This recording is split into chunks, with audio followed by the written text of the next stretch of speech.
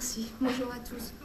Donc, je vais vous présenter un travail qui a été réalisé à l'INRA de Nouzilly en collaboration avec l'unité expérimentale, avec donc le personnel représenté ici par Fabrice Régnier et Guy Duchamp pour les responsables. Et également, ce travail est en collaboration avec l'INRA de Jouy-en-Josas, en la personne de Bertrand Bédom pour tout ce qui était la mise au point du sexage sur biopsie embryonnaire.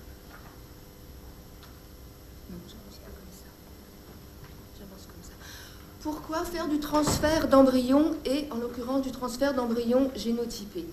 En fait, la transplantation embryonnaire est un puissant outil de diffusion génétique.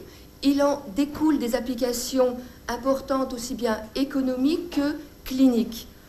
Le fait de savoir génotyper un embryon, c'est-à-dire de connaître ses caractéristiques génétiques, va permettre de savoir, avant de transférer l'embryon, si on aura au final un animal qui aura, par exemple, qui sera soit par exemple mâle ou femelle, quelle couleur de robe aura cet animal, également quelles pourraient être ses aptitudes sportives, et également s'il serait indemne de telle ou telle maladie dépistée auparavant.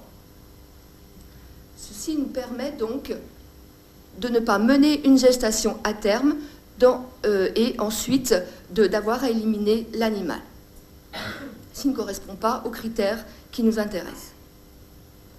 Le but de notre travail a donc été de produire des embryons équins in vivo, de prélever quelques cellules embryonnaires pour faire le génotypage de l'embryon, et en l'occurrence, dans notre étude, de faire le sexage, et bien sûr ensuite de tester la viabilité de ces embryons après transfert dans des receveuses.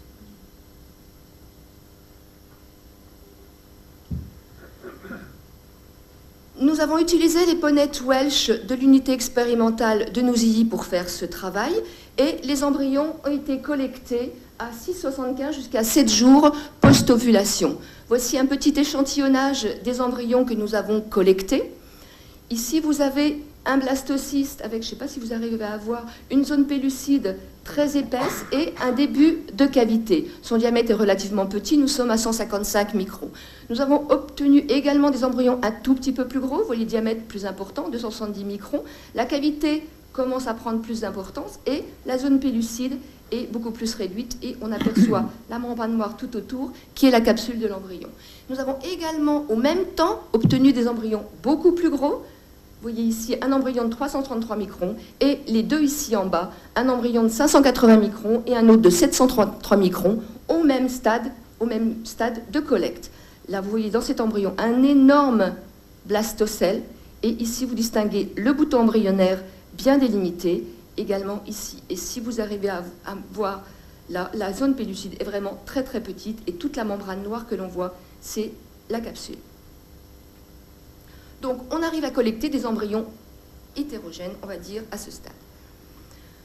Les biopsies qu'on a réalisées, on les a fait soit par coupe, soit par aspiration.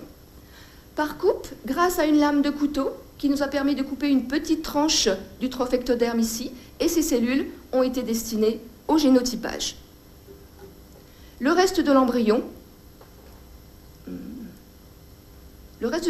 avec bien sûr ici le bouton embryonnaire, est conservé pour le transfert. La biopsie par aspiration se fait différemment grâce à des micromanipulateurs sur lesquels sont fixées une pipette. Pourquoi il ne marche pas ? Une pipette ici très fine en verre et elle est reliée à un système piezo qui va générer des vibrations électriques qui va nous permettre de franchir la capsule et d'aller aspirer quelques cellules du trophectoderme que vous voyez ici dans la pipette. Et ces cellules, comme tout à l'heure, les cellules biopsiées, sont dédiées au génotypage. Et le reste de l'embryon est conservé pour le transfert. La technique de sexage que nous avons mis au point, les cellules biopsiées, donc l'ensemble de l'ADN est amplifié sur kit pour amplifier l'ensemble du génome et ensuite on fait une amplification spécifique de 2 fragments. Un qui va être spécifique du Y, pour nous dire on aura un mâle, et un autre qui se retrouvera à la fois chez le mâle et chez la femelle. Vous Vous avez ici les résultats sur un gel d'électrophorèse. Là, vous voyez la bande qui se trouve à la fois chez le mâle et chez la femelle, ici, à 204 paires de bases. Et là, vous avez une autre bande, qui est la bande spécifique du Y, que l'on trouve donc que sur le mâle. En résumé, un mâle, 2 bandes, une femelle, 1 bande. Quels sont les résultats que nous avons obtenus sur 4 échantillons que je vous ai sélectionnés ici? Donc, nous avons amplifié les biopsies de ces embryons. Là, vous voyez 2 bandes, si vous vous rappelez, c'est un mâle. Ici, normalement, ça devrait être une femelle. Ici, un mâle. Et là, ça devrait être une femelle.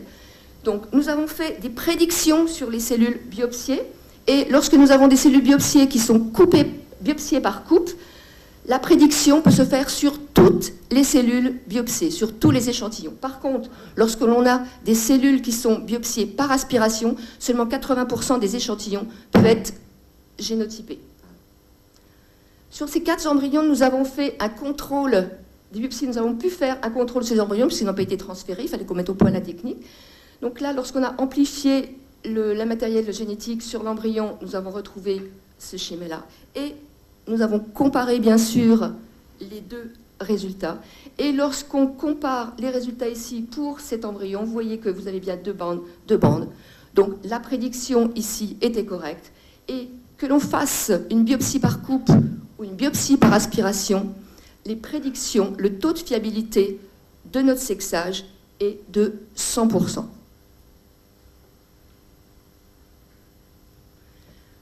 Les résultats de survie in vivo maintenant. Donc nous avons transféré des embryons, aussi bien qui avaient été biopsiés par coupe que biopsiés par aspiration, et nous avons maintenu les gestations jusqu'à 30 jours, c'est-à-dire pour visualiser correctement la présence dans la vésicule d'un fœtus avec un battement cardiaque réel.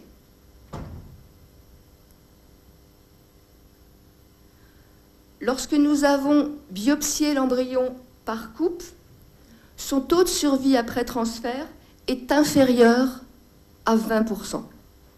Je vous ai mis là entre parenthèses les taux de survie que nous avons obtenus avec des embryons témoins, c'est-à-dire des embryons collectés en frais et transférés peu de temps après la collecte. Par contre, lorsque l'on a biopsié des embryons par aspiration avec le système piezo, les résultats sont meilleurs. On double le taux de survie embryonnaire après transfert de ces embryons lorsqu'ils ont été biopsiés par aspiration.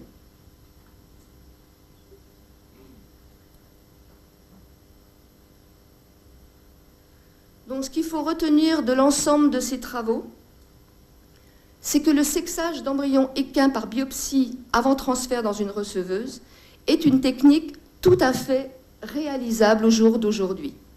Elle donne une bonne prédiction et surtout une très bonne fiabilité. Lorsque vous avez déterminé que sur la biopsie vous auriez un mâle, si vous transférez votre embryon, vous aurez un poulain mâle à la naissance. Et nous avons une meilleure survie obtenue lorsque l'on a eu à biopsier les embryons par aspiration. Il ne faut pas oublier tout de même que ces techniques nécessitent un équipement spécial. Il faut un micromanipulateur, donc un laboratoire bien équipé, et également une expertise non négligeable du manipulateur pour réaliser ces techniques. Je vous remercie.